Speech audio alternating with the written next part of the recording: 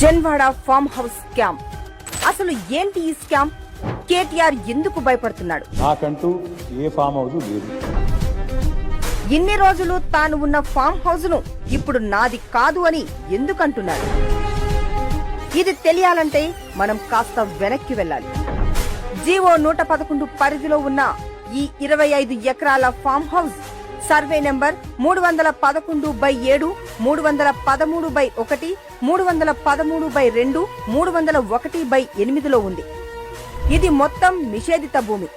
అంటే ఎవరు ఈ భూమిని అమ్మడానికి కానీ కొనడానికి కానీ వీలు లేదు.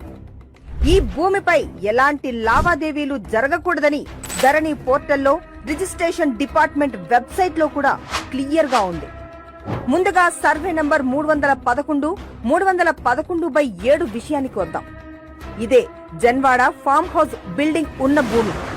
ఈ ఫామ్ హౌస్ ఉన్న కొంత భాగం భూమి దండు రాజేష్ పేరు మీదుగా ఉండగా, ఇంకొంత భాగం సత్యం రామలింగరాజు భార్య నందిని పేరుపై ఉంది.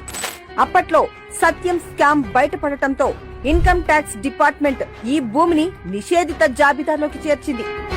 అంతేకాకుండా ఈ భూమి జీవో 111 పరిధిలో ఉంది. కానీ తాజాగా ఈ భూమి